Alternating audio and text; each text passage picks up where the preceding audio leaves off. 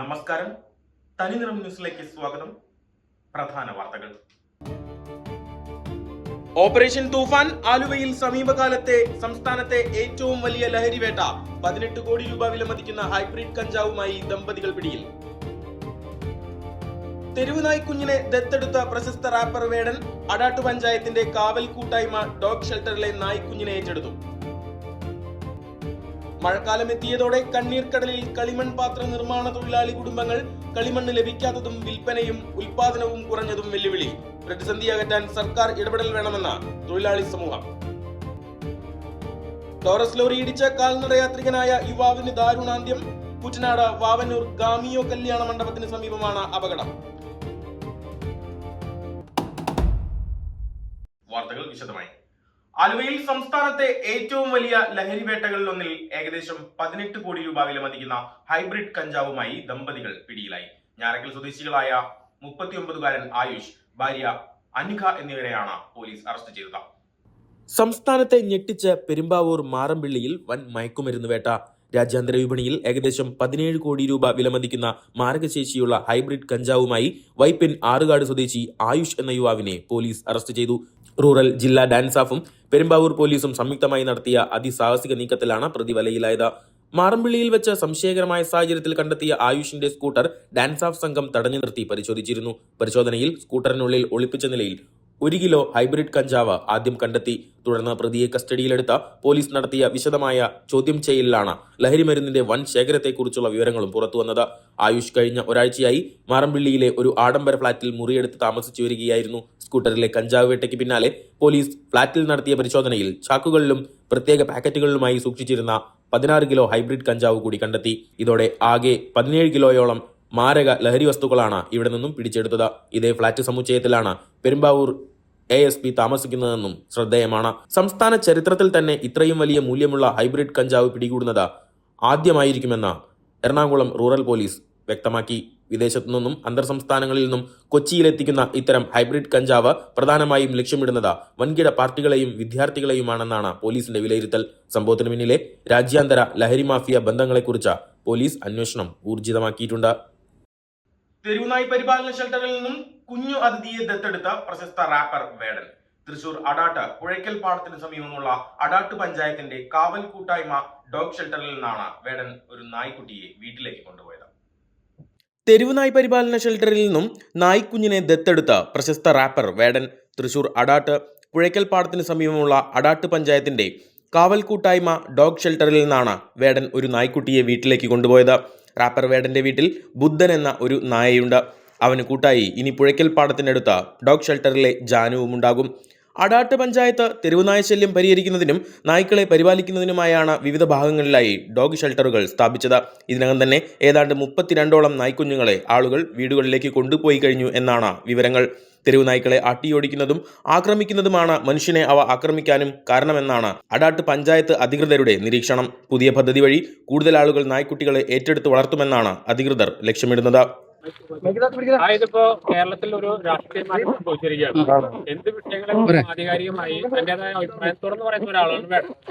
ഈ രാഷ്ട്രീയ മാറ്റത്തെ എങ്ങനെയാണ് പറയുന്നത്? ജനങ്ങളെ തെരഞ്ഞെടുത്തൊരു ജനങ്ങൾ ഭയങ്കര ജനാധിപത്യ മര്യാദയോടുകൂടി ആണ്ടിലൊരിക്കൽ മാത്രം നടക്കുന്ന ഒരു പ്രക്രിയയാണ് വോട്ട്. അപ്പൊ അതിൽ ജനങ്ങളാൽ തെരഞ്ഞെടുത്തൊരു ഗവൺമെന്റാണ് നമ്മളിപ്പോ ഭരിച്ചുകൊണ്ടിരിക്കുന്നത്. പിന്നെ അധികം സമയമായിട്ടില്ല നമുക്ക് എന്തെങ്കിലും കാര്യങ്ങൾ പറയാൻ വേണ്ടിയിട്ട്. ഇപ്പൊ ഭരണത്തിൽ കയറിയിട്ടുള്ള സമയം കൊടുക്കും. മഴക്കാലം എത്തിയതോടെ കണ്ണീർക്കടലിൽ സംസ്ഥാനത്തെ കളിമൺ പാത്ര നിർമ്മാണ തൊഴിലാളി കുടുംബങ്ങൾ. ആവശ്യത്തിന് കളിമണ്ണ് ലഭിക്കാത്തതും വിൽപ്പനയും ഉൽപാദനവും കുറഞ്ഞതും വെല്ലുവിളിയായി. മഴക്കാലം എത്തിയതോടെ കണ്ണീർക്കടലിലാണ് സംസ്ഥാനത്തെ കളിമൺ പാത്ര നിർമ്മാണ തൊഴിലാളി കുടുംബങ്ങൾ. ആവശ്യത്തിന് കളിമണ്ണ് ലഭിക്കാത്തതും വിൽപ്പനയും ഉൽപാദനവും കുറഞ്ഞതും വെല്ലുവിളിയായി. കളിമൺ ഉപകരണങ്ങളുടെ ശേഖരം കെട്ടിക്കിടക്കുന്ന അവസ്ഥ. മഴ കനത്തതോടെ നിത്യവൃത്തിക്കായി പാതയോരങ്ങളിലിരുന്ന് വിൽപ്പന നടത്തിയിരുന്നവരും തിരികെ വീടുകളിലേക്ക് മടങ്ങി. തൃശൂർ, പാലക്കാട് ജില്ലകളിൽ നഗര ഗ്രാമീണ മേഖലകളിൽ കുടിൽ വ്യവസായമായി കളിമൺ പാത്രങ്ങൾ, കിണർ റിങ്ങുകൾ, കരകൗശല വസ്തുക്കൾ എന്നിവയെല്ലാം നിർമ്മിക്കുന്ന കുംഭാര സമുദായാംഗങ്ങൾ എത്തിപ്പെട്ടത് വലിയ ആശങ്കയുടെ തീരത്താണ്.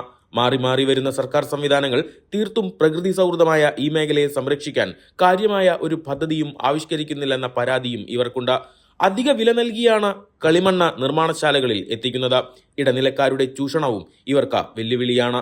പ്ലാസ്റ്റിക്കിനെതിരെ പോരാട്ടം പ്രഖ്യാപിക്കുന്ന അധികൃതർ കളിമൺ ഉപകരണങ്ങളുടെ ഉപയോഗം പ്രോത്സാഹിപ്പിക്കാൻ ഒരു നടപടിയും കൈക്കൊള്ളുന്നില്ലെന്ന് പതിറ്റാണ്ടുകളായി ഈ മേഖലയിൽ തൊഴിൽ ചെയ്ത് ഉപജീവനം നടത്തുന്ന പാലക്കാട് ആറങ്ങോട്ടുകര എഴുമങ്ങാട് സ്വദേശി പൂളക്കപ്പറമ്പിൽ 48 വയസ്സുള്ള പൊന്നു പറയുന്നു. മുൻ സർക്കാരിന്റെ കാലത്ത് പൊന്നു തയ്യാറാക്കിയ 100 കണക്കിന് പ്രകൃതി സൗഹൃദ കളിമൺ വേസ്റ്റ് ബിന്നുകൾ നിർമ്മാണശാലയ്ക്ക് സമീപം കെട്ടിക്കിടക്കുകയാണ്. പുതിയ സർക്കാരെങ്കിലും ഈ മേഖലയെ കൈപ്പിടിച്ചുയർത്തുമോ എന്ന പ്രതീക്ഷയും തൊഴിലാളികൾ പങ്കുവയ്ക്കുന്നുണ്ട്.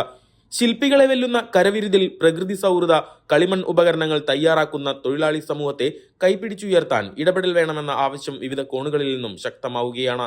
വലിയ പ്രതിസന്ധി നേരിടുന്ന ഈ മേഖലയിൽ നിന്ന് യുവാക്കൾ ഉൾപ്പെടെയുള്ളവർ അനുദിനം പിന്മാറുന്ന സ്ഥിതിവിശേഷവുമുണ്ട്.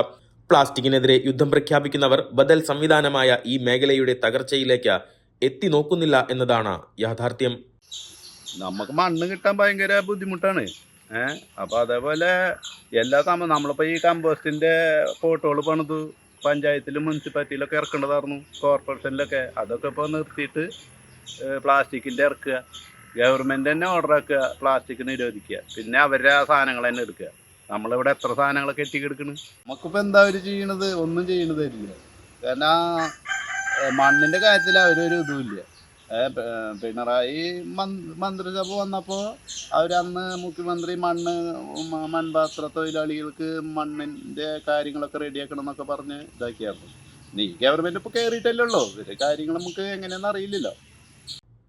News desk Thaniniram. കുട്ടനാട് വാവന്നൂരിൽ ടോറസ് വാഹനം ഇടിച്ച യുവാവിന് ദാരുണാന്ത്യം. വാവന്നൂർ ഗാമിയോ കല്യാണ മണ്ഡപത്തിന് സമീപത്തായാണ് അപകടം നടന്നത്. ടോറസ് ലോറി ഇടിച്ച കാൽനട യാത്രക്കാരന് ദാരുണാന്ത്യം. കുട്ടനാട് വാവന്നൂരിലാണ് അപകടം നടന്നത്. വാവന്നൂർ ഗാമിയോ കല്യാണ മണ്ഡപത്തിന് സമീപത്തായാണ് രാവിലെയോടെ അപകടം സംഭവിച്ചത്. നാഗലശ്ശേരി വാമനംപുരയിടത്തിൽ 49-കാരൻ ഗോപിനാഥൻ എന്ന ഹരിയാണ് മരിച്ചത്. ഗുരുതരമായി പരിക്കേറ്റ ഹരിയെ ഉടൻ തന്നെ ആശുപത്രിയിൽ പ്രവേശിപ്പിച്ചെങ്കിലും ജീവൻ രക്ഷിക്കാനായില്ല. ചാലിശ്ശേരി പോലീസ് സ്ഥലത്തെത്തി മേൽനടപടികൾ സ്വീകരിച്ചു. വീണു എന്ന് കരുതിയിടത്തു നിന്ന് യുദ്ധകളത്തിലേക്ക് കൂടുതൽ കരുത്തോടെ തിരിച്ചുവരുന്ന ഒരു പോരാളിയുണ്ട് ഫുട്ബോൾ ലോകത്ത്. കാണാം വിശേഷങ്ങളുമായി തനിനിറം ന്യൂസ് ഗോൾഗാർഡ്. വീണു എന്ന് കരുതിയിടത്തു നിന്ന് യുദ്ധക്കളത്തിലേക്ക് കൂടുതൽ കരുത്തോടെ തിരിച്ചുവരുന്ന ഒരു പോരാളിയുണ്ട് ഫുട്ബോൾ ലോകത്ത്. വിമർശകർ അമ്പെയ്യാൻ കാത്തിരിക്കുമ്പോൾ റെക്കോർഡുകളുടെ പുതിയ ആകാശം തൊട്ട് അവൻ മറുപടി നൽകും. ലോകകപ്പ് ചരിത്രത്തിൽ ഇനി ആർക്കും തൊടാനാകാത്ത ഉയരത്തിൽ ക്രിസ്ത്യാനോ റൊണാൾഡോ. ആദ്യ മത്സരത്തിൽ ഗോൾ നേടാനാകാതെ പോയപ്പോൾ പ്രായത്തെ മുൻനിർത്തി ആദ്യ 11-ൽ നിന്ന് മാറ്റാൻ വരെ പറഞ്ഞവർക്കുള്ള കൃത്യമായ മറുപടി. ഉസ്ബെക്കിസ്ഥാനെതിരായ മത്സരത്തിന്റെ 6-ാം മിനിറ്റിൽ തന്നെ റൊണാൾഡോ ചരിത്രത്തിന്റെ വാതിൽ തുറന്നു. ഒരു ഗോൾ മാത്രമല്ല, മത്സരത്തിൽ ഇരട്ട ഗോളുകൾ നേടിക്കൊണ്ട് താൻ ഇപ്പോഴും വേട്ടക്കാരൻ തന്നെയെന്ന് 41-ാം വയസ്സിലും അദ്ദേഹം തെളിയിച്ചു. ഇത് ഫുട്ബോൾ ചരിത്രത്തിൽ ഇന്നുവരെ ആരും കൈവരിക്കാത്ത മഹാത്ഭുതം. തുടർച്ചയായ 6 വ്യത്യസ്ത ലോകകപ്പുകളിൽ ഗോൾ നേടുന്ന ലോകത്തിലെ ആദ്യത്തെയും ഒരേയൊരു താരം ഇനി ക്രിസ്ത്യാനോ റൊണാൾഡോയാണ്. മെസ്സിയും 6 ലോകകപ്പുകൾ കളിച്ചിട്ടുണ്ടെങ്കിലും 2010-ൽ ഗോൾ നേടാൻ കഴിഞ്ഞിരുന്നില്ല. എന്നാൽ ഇവിടെ റൊണാൾഡോ ഒറ്റയ്ക്കാണ്, സ്ഥിരതയുടെയും അചഞ്ചലമായ സമർപ്പണത്തിന്റെയും കൊടുമുടിയിൽ. 2006-ൽ ലോകകപ്പ് വേദിയിൽ ആദ്യമായി ഗോൾ നേടിയ ആ 21 വയസ്സുകാരൻ പയ്യൻ കൃത്യം 20 വർഷങ്ങൾക്ക് ശേഷവും ഇതാ ലോകത്തിന്റെ നെറുകയിൽ നിൽക്കുന്നു. 41 വയസ്സും 138 ദിവസവും പ്രായമുള്ളപ്പോൾ ഗോൾ നേടിക്കൊണ്ട് ലോകകപ്പ് ചരിത്രത്തിലെ 2ാമത്തെ ഏറ്റവും പ്രായം കൂടിയ ഗോൾ സ്കോററായും റൊണാൾഡോ മാറി. 2 പതിറ്റാണ്ടുകാലം ലോക ഫുട്ബോളിന്റെ ഏറ്റവും ഉയർന്ന തലത്തിൽ തുടരുക എന്നത് അസാധാരണമായ പ്രൊഫഷണലിസം തന്നെയാണ്. 5 champions league, 5 Ballon d'Or, euro cup കിരീടം, യൂറോപ്പ നാഷണൽ ലീഗ് കിരീടം. ഇതിഹാസ കരിയറിന്റെ അവസാന അധ്യായത്തിലും ക്രിസ്ത്യാനോ ചരിത്രം തിരുത്തുകയാണ്. ഹൂസ്റ്റണിലെ ആ രാത്രി വെറുമൊരു ഗോൾ മാത്രമായിരുന്നില്ല, അത് ലോക ഫുട്ബോളിലെ ഏറ്റവും വലിയ പോരാളിയുടെ അമരത്വത്തിന് ലഭിച്ച മറ്റൊരു മുദ്രയായിരുന്നു. റെക്കോർഡുകൾ തകർക്കാൻ ജനിക്കുന്നവർ ഉണ്ടാകാം, എന്നാൽ ചിലർ റെക്കോർഡുകൾക്ക് തന്നെ പുതിയ നിർവചനം നൽകും. ക്രിസ്ത്യാനോ റൊണാൾഡോ അത്തരമൊരു പേരാണ്, ബ്രാൻഡാണ്. Sports desk Thaniniram. ഇതോടെ ഈ വാർത്താ ബുള്ളറ്റിൻ പൂർണ്ണമാകുന്നു. കൂടുതൽ വാർത്തകൾക്ക് ഞങ്ങളുടെ യൂട്യൂബ് ചാനൽ സബ്സ്ക്രൈബ് ചെയ്യുക. നിറമെഴുതിയ സുദിനം പ്രിയകരമതിമൃദുലം ശുഭകരം മനഹിതം അണിയുക കനകം ചിരി പകരണ നിമിഷം നിറയണ നറുഹൃദയം ശുഭകരം മനഹിതം അണിയുക കനകം താരമുകിൽ പൂവുകളിൽ മഞ്ഞു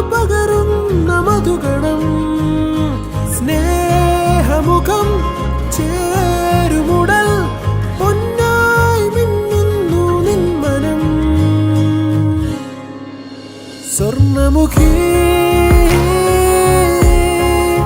സ്വർണമുഖി സ്വർണമുഖി